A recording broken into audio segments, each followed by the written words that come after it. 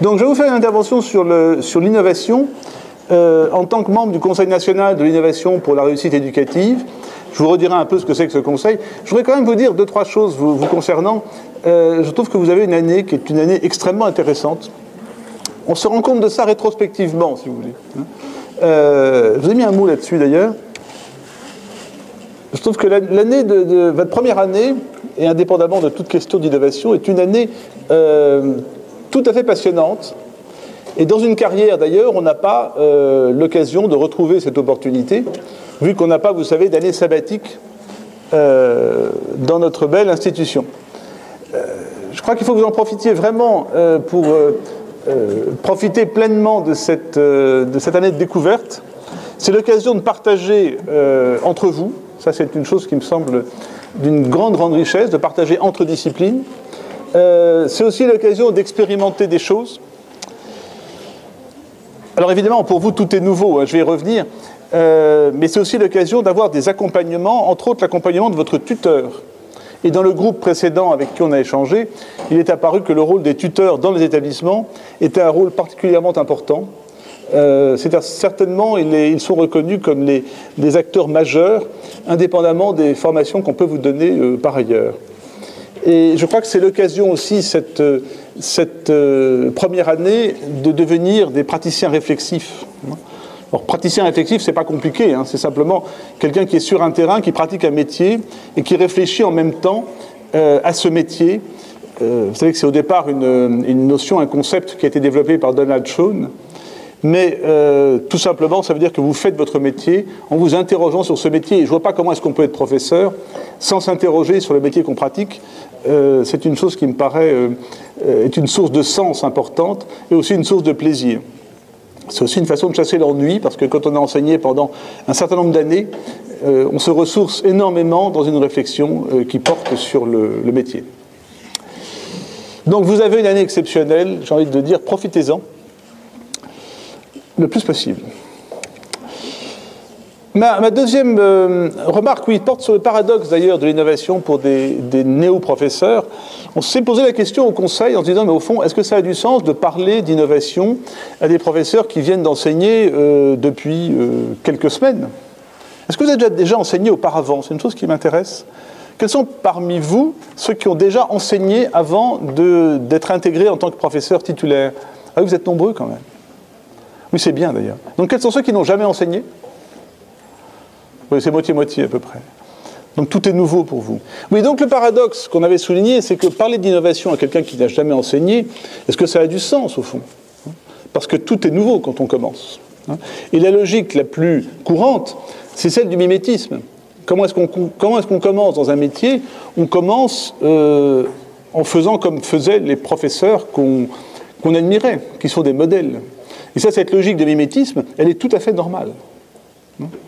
L'intérêt de l'innovation, c'est de montrer que ce mimétisme, finalement, il peut être lui-même interrogé et qu'on peut faire autre chose, autrement, compte tenu des publics que l'on a, compte tenu de sa propre personnalité, et avoir des pratiques qui sont nettement enrichies en quittant donc cette approche mimétique. Et entre autres, une question que je trouve extrêmement importante, c'est la question de comment on pourrait faire autrement. La question des pratiques alternatives. Vous savez qu'en inspection, souvent, comme vous verrez vos inspecteurs, ils vous demandent à la fin de la séance comment est-ce que vous auriez pu faire autrement. Et c'est une question que je trouve tout à fait intéressante, sachant qu'il n'y a pas dans une séquence une seule one best way, il n'y a pas une seule pratique unique et universelle. Ça, vous l'apprenez très vite lorsque vous avez des publics différents. On peut avoir les mêmes objectifs et avoir emprunter des voies complètement différentes. Donc, il a été quand même choisi d'intervenir dans les SP auprès de publics comme les vôtres. Ça me paraît très important pour sensibiliser à moyen et long terme sur les pratiques innovantes. Pour considérer que l'institution n'est pas une grande institution figée, où au fond on reproduit toujours les mêmes pratiques. Il y a des possibilités institutionnelles de faire autre chose. Et des possibilités d'être accompagnés, par exemple. Vous n'êtes pas des innovateurs tout seuls dans votre dans votre coin, vous pouvez l'être, mais la vraie innovation, c'est une innovation qui se fait ensemble, avec un accompagnement. Et vous avez la chance d'être dans une académie où vous avez un réel accompagnement, vous avez une cellule d'innovation au rectorat qui est une cellule dynamique, qui est une cellule ouverte, vivante. Franchement, profitez-en. Alors, je voudrais vous dire 2-3 choses sur l'esprit d'innovation avant de parler du conseil, mais ça, c'est pas très très important. Donc, c'est d'abord cette interrogation sur les solutions différentes qu'on pourrait adopter dans un cours. Il y a aussi un discours assez courant sur l'innovation, c'est qu'on innove surtout dans des classes difficiles. Ça, c'est pas faux, mais souvent, c'est l'innovation contrainte. Quand vous êtes dans un établissement avec des élèves qui posent problème, avec des élèves qui ont des difficultés à suivre des cours naturellement pendant toute une journée, il faut savoir quand même que suivre des cours toute une journée dans un établissement, je vous assure que ce n'est pas si simple que ça. Quand on est 7 heures par jour à suivre des cours, qu'on a pris le quart le matin pour arriver dans l'établissement et qu'on aura un quart le soir à 18 heures pour retourner chez soi, je peux vous assurer que c'est un régime qui est pas si commode, mais c'est une autre question. Donc il y a cette innovation un peu contrainte qui existe. Puis il y a aussi une innovation lorsqu'on a des classes harmonieuses, pas très compliquées, qui est une innovation pour laquelle il faut se donner le droit d'innover. C'est très important de se donner le droit de faire autrement, de travailler régulièrement, et puis à un moment d'essayer d'avoir une autre pratique. Il y a une expression qui n'était pas très jolie, qui était l'expression de François Dalle, c'est l'ancien patron de L'Oréal, qui était normand d'origine, et il disait à ses équipes, la vache fait son veau. C'est normand. C'est-à-dire que, qu'est-ce qu'elles font les vaches habituellement? Vous le savez, c'est qu'elles font du lait en général. Puis à un moment, elles vont faire autre chose. Elles vont produire quelque chose. Et Dalle avait développé dans son entreprise cette idée qu'on travaillait par projet, qu'à un moment, on faisait autre chose. L'innovation, c'est un peu ça. C'est faire autre chose, pas tout seul, et essayer, et se tromper aussi. Je revendique absolument le droit à l'erreur dans l'innovation. On a tous essayé des innovations pour lesquelles on s'est aperçu au bout de 3 mois que ça ne marchait pas. Je peux vous assurer que quand j'étais jeune professeur, on avait mis en place un système de suivi des élèves qui allaient sur le terrain, c'est des élèves de BTS. C'était très bien fait. Ce suivi avait un seul défaut, c'est que c'était une usine à gaz. Il y avait des papiers enfin, qu'on remplissait. C'était un vrai suivi très fin, mais beaucoup trop compliqué. Et on a abandonné au bout de 3 mois cette pratique, puisqu'on est revenu à des choses beaucoup plus légères. Et je crois que c'est une des choses importantes, c'est que l'innovation, ça doit rester léger. Ça doit rester simple et léger. Et il ne faut pas chercher des bonnes raisons pour ne pas changer, ça je pourrais vous en donner beaucoup. La principale raison pour ne pas changer et ne pas innover étant celle du programme. Vous savez, c'est toujours... Mais on ne pourra pas finir le programme. C'est vrai qu'il y a des programmes, mais il y a beaucoup de manières d'aborder les programmes. Vous savez qu'on est parmi les seuls au monde à avoir des programmes. Vu que la logique de production des programmes maintenant, c'est une logique qu'on appelle curriculaire. Et faire des curricula, en effet, ça précise beaucoup moins de choses et beaucoup moins précisément. Ce qui fait qu'il y a des thèmes à traiter et on attend des compétences à construire. Bon. On est resté en France sur une logique de programme pour des raisons historiques. Mais il ne faut pas vous sentir complètement écrasé et coincé par les programmes. Ce qui est vrai, il est vrai qu'en début de carrière, souvent les programmes apparaissent comme des choses extrêmement contraignantes. C'est aussi très commode d'avoir des programmes. Je peux vous assurer que quand vous êtes dans des formations, on vous dit il n'y a pas de programme, faites ce que vous voulez, c'est pas si simple. Bon, vous n'avez pas trop ce risque dans le système éducatif français, ça existe parfois. Et puis, je crois qu'une des choses importantes, c'est une émotion de plaisir. Innover, on le fait pour se faire plaisir. C'est pas interdit de se faire plaisir. Hein. Vous êtes sur une logique de principe de réalité, en général, dans vos premières années d'enseignement et à l'ESP, mais il y a aussi cette dimension du plaisir qui me paraît tout à fait importante. C'est le plaisir qu'on peut avoir d'abord à faire cours. Hein. Si vous n'avez pas de plaisir à faire cours, c'est plutôt ennuyeux. En général, les élèves le voient assez vite. Et le plaisir qu'on peut avoir à faire autrement. Ça, c'est une chose qu'on a vue dans toutes les enquêtes qu'on a pu faire au sein du Conseil, dans toutes les académies pratiquement, c'est que les innovateurs étaient des gens qui étaient très convaincus et qui avaient un véritable plaisir à changer leur pratique. Et qui se faisaient plaisir aussi. C'est une donnée qui me paraît tout à fait évidente. Ça donne beaucoup de sens. Et ça motive, je crois, l'innovation est aussi un facteur de motivation important. Naturellement, c'est associé à l'ouverture, puisque il n'y a pas d'innovation sans ouverture et sans esprit d'ouverture. Si vous voulez réagir à tout ça, vous pourrez le faire juste à la fin, je vous laisserai du temps, si vous n'êtes pas du tout d'accord. C'est rapide cette machine, oui. Alors, deux mots quand même sur le conseil, parce que je suis là au titre de ce conseil qui a été mis en place par Vincent Payon en 2013. Je ne pense pas que vous en connaissiez l'existence d'ailleurs. Vous connaissez peut-être mieux les autres. Il y a un grand conseil qui s'appelle le CSP. Ça veut dire quoi? J'entends pas ce que vous me dites. Est-ce que vous connaissez le CSP? Oui? Non? C'est pourtant un conseil qui vous concerne directement, c'est celui qui a écrit des programmes. Hein, c'est le Conseil supérieur des programmes. Hein, et c'est grâce à l'action du CSP qu'on a des nouveaux programmes. Donc c'est quand même une action importante. Il y a un autre conseil que vous connaissez peut-être quand même celui-là, parce qu'il a donné assez récemment un rapport extrêmement important, qui est le rapport du CNESCO. Vous avez vu ça dans la presse? Non? Oui? C'est la digestion qui ne vous incite pas. Alors, lisez-le si ça vous intéresse. C'est le rapport du CNESCO sur l'éducation prioritaire. Il y a eu 3 rapports qui sont tombés, celui du CNESCO et puis les 2 rapports des inspections générales. Franchement, si vous voulez avoir un regard intéressant et ouvert sur l'éducation, si vous êtes en REP, franchement, allez voir ces rapports. Je trouve que c'est quelque chose de tout à fait intéressant. Et parmi les autres conseils, donc, il y a aussi un conseil qui existe, qui s'appelle le Conseil national éducation-économie.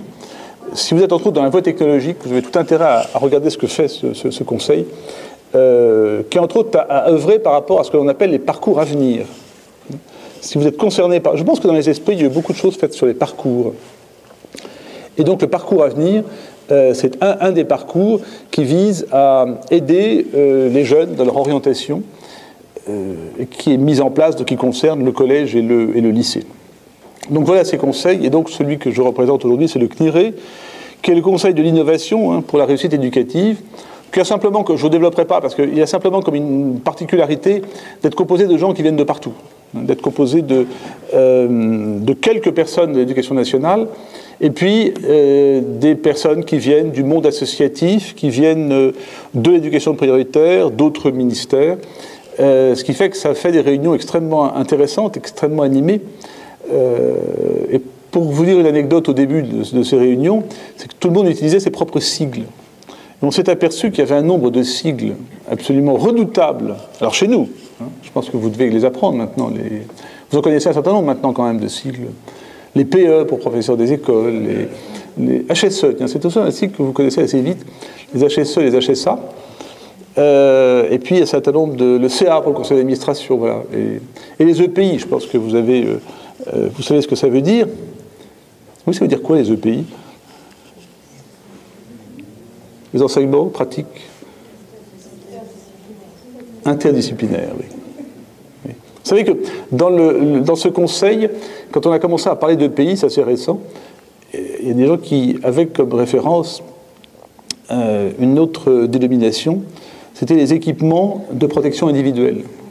C'est-à-dire le terme d'EPI est très, très utilisé dans l'industrie en parlant de tous ces équipements qu'on donne aux opérateurs pour se protéger, qui sont obligatoires d'ailleurs, ce qui n'a rien à voir évidemment avec nos EPI. Donc voilà, c'est une aparté, mais les sigles, c'est extrêmement important. Et je vous assure que quand on travaille sur de l'interdegré interministériel, il faut se mettre d'accord sur la langue qu'on utilise. Et vous, d'ailleurs, je pense qu'en tant que néo-professeur, vous apprendrez des quantités de sigles tout au cours de cette année à l'ESP. Ça fait partie de l'esprit de corps aussi, hein, c'est l'in-group. Alors, les thèmes qui ont été traités, ils sont intéressants quand même parce qu'ils renvoient à des grandes problématiques du système éducatif. C'est pour ça que je vous les rappelle. Les groupes qui ont travaillé sur ces thèmes, au départ c'était la demande du ministre, et puis après le Conseil s'est quand même assez autonomisé. Il a commencé par une interrogation sur l'engagement des professeurs, l'engagement de tous les personnels, et sur la bienveillance. La bienveillance, c'est une question dont on a beaucoup parlé, qu'on ne doit pas associer du laxisme, puisqu'on parlait toujours de bienveillance et d'exigence. La bienveillance, c'est l'attitude assez naturelle d'un professeur par rapport à ses élèves, à ses classes. La connaissance des élèves est une chose absolument essentielle. On s'est rendu compte que ce n'était malheureusement pas toujours le cas. Vous savez, je crois que c'est Dewey qui disait « Si je veux enseigner les mathématiques à Paul, il faut que je connaisse Paul et les mathématiques. » Mais si on connaît peu ou mal ses élèves, c'est très difficile d'adopter une didactique et une pédagogie qui seront efficaces. Mais encore une fois, la bienveillance, c'est aussi l'exigence. Une fois dans la presse locale, il y avait un bel article, un peu triste d'ailleurs, en disant « Les résultats du bac ont beaucoup monté, les professeurs ont fait preuve de beaucoup de bienveillance. » C'est pas du tout ça, je veux dire. Ça, c'est du laxisme, c'est pas de la bienveillance. La deuxième question qui a été abordée, c'est cette question par rapport aux familles. Je ne sais pas si vous avez aussi des formations là-dessus.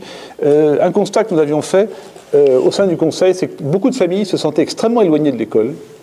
D'abord, elles ne comprenaient pas ce qu'on y faisait.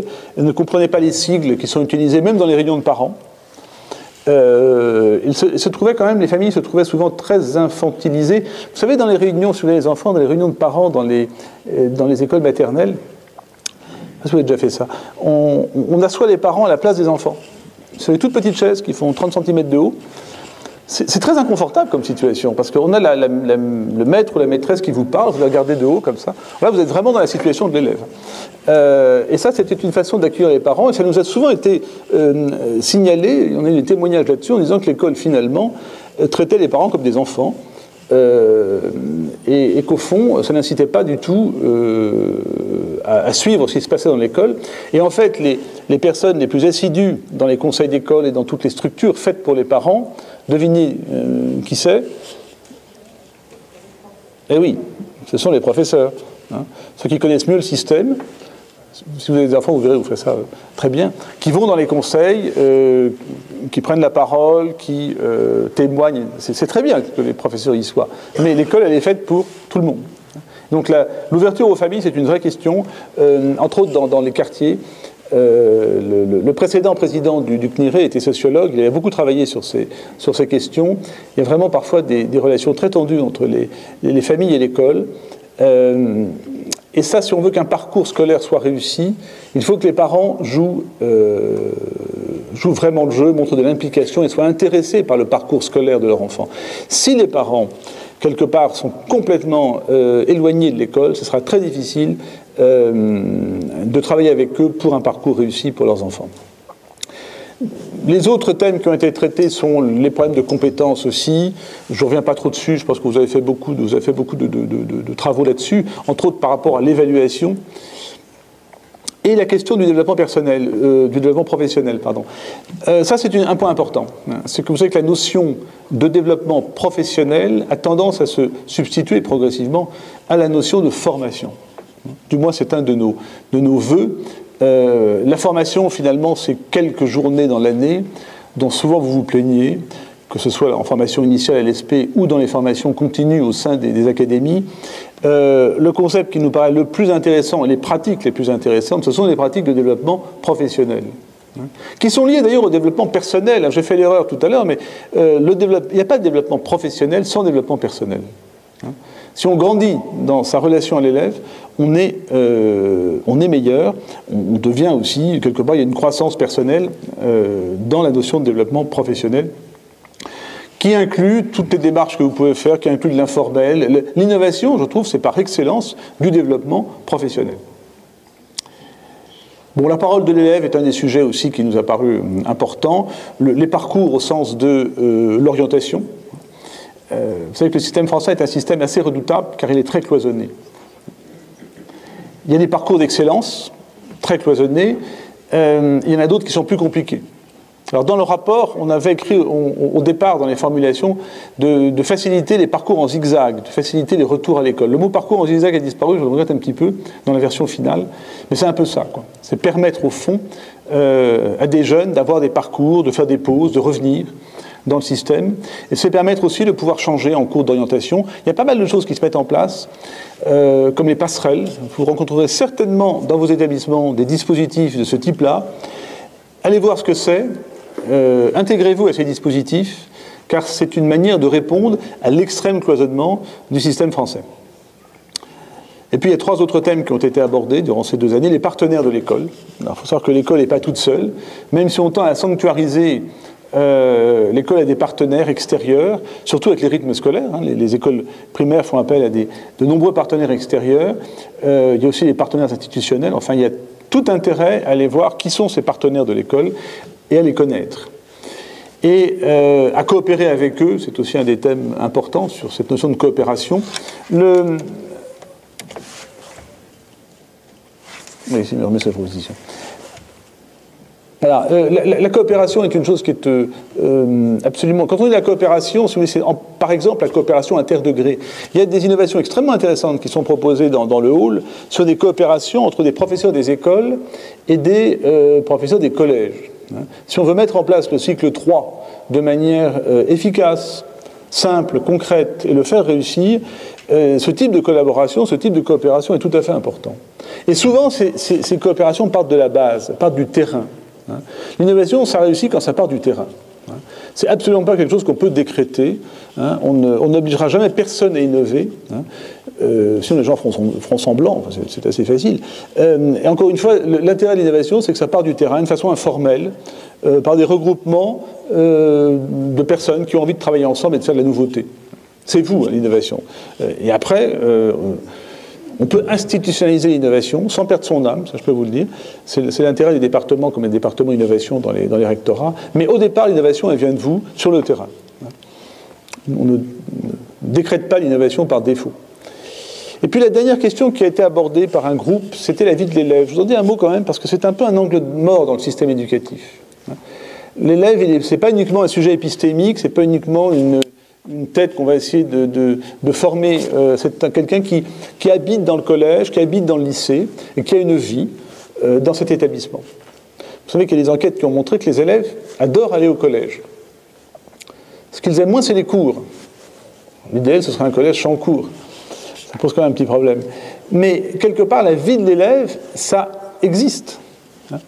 Et donc, c'est une des questions aussi importantes qui donne lieu à des réflexions, qui a donné lieu à des préconisations dans le dernier rapport, donc le tout dernier rapport qui a été rendu le 26 septembre à la ministre.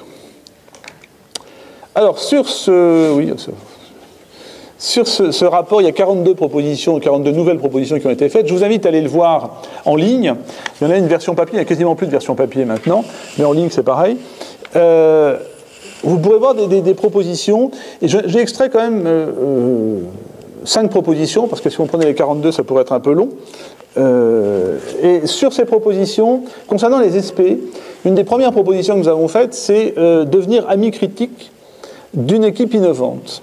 C'est que vous puissiez, au cours de votre année d'SP, accompagner une équipe innovante.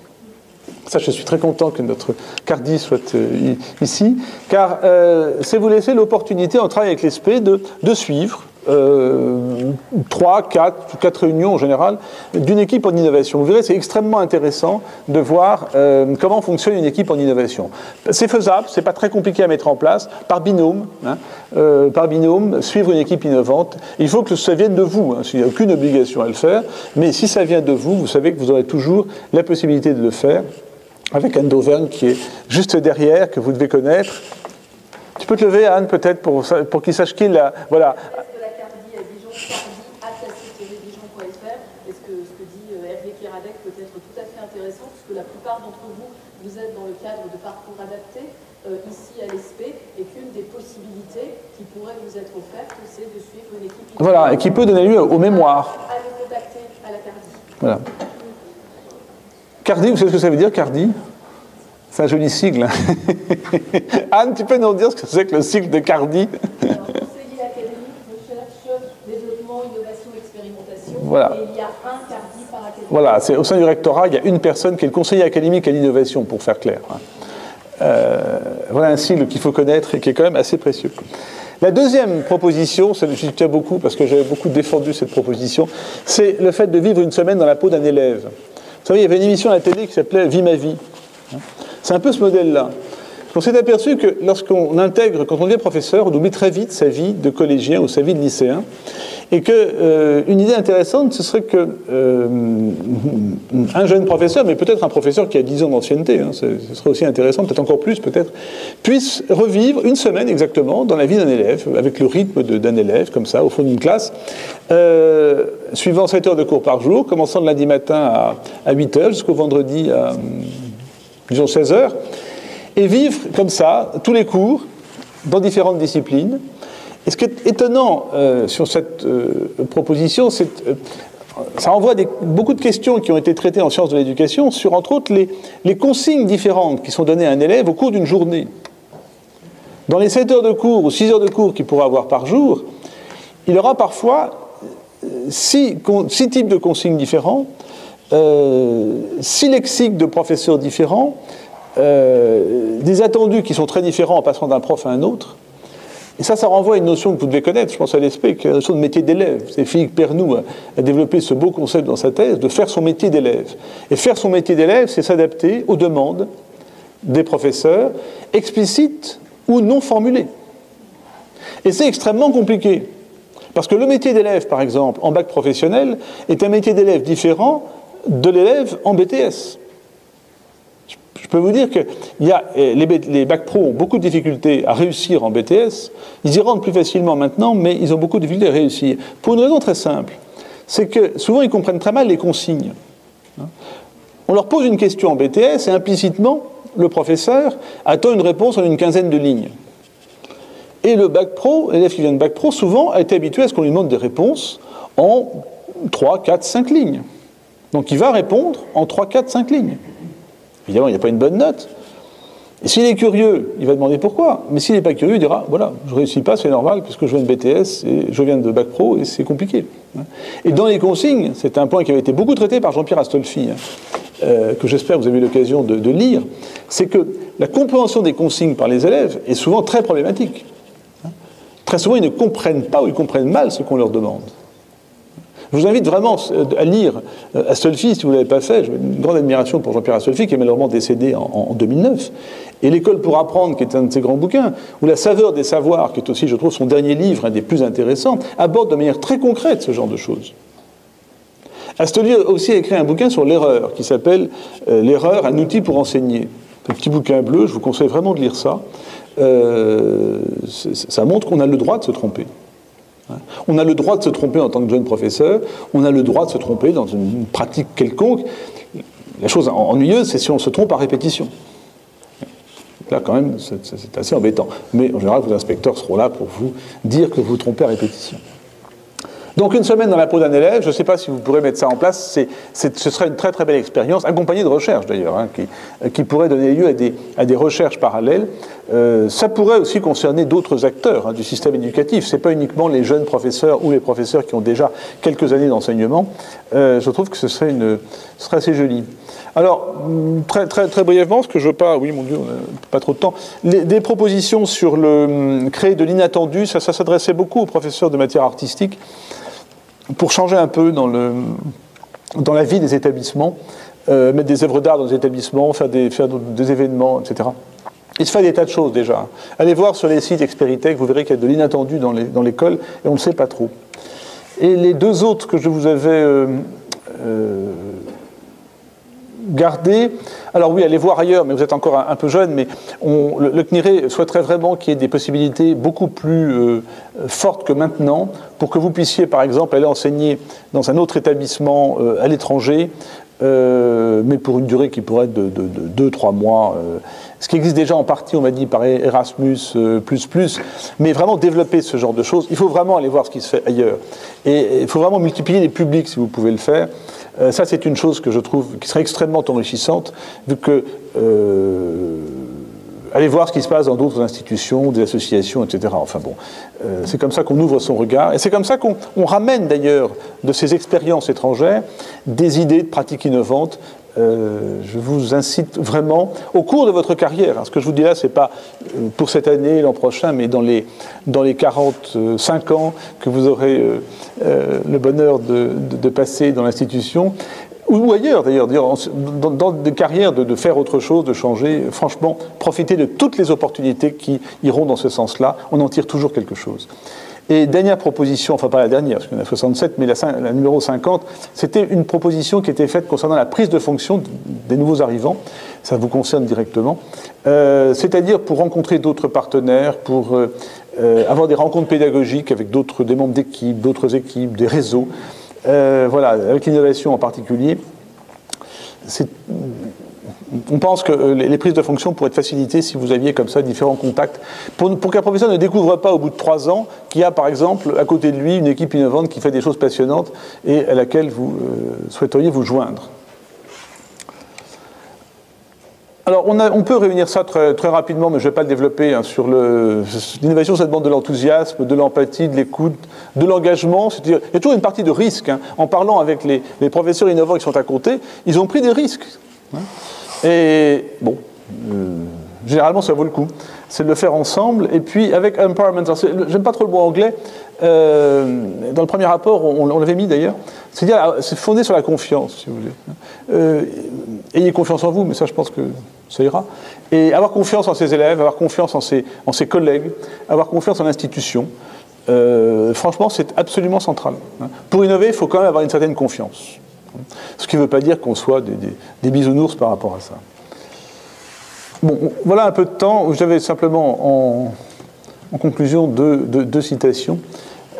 L'une qui dit vraiment qu'on compte sur le terrain, hein, on compte sur vous. Hein. Il ne faut pas compter sur la centrale, comme disait Binet. Ce n'est pas nouveau. Hein, vous voyez, cette phrase est quand même intéressante parce que ça fait assez longtemps. On croit beaucoup à l'innovation au terrain. Hein. À ce qui se fait à la base, à ce qui se fait dans l'informel. Hein.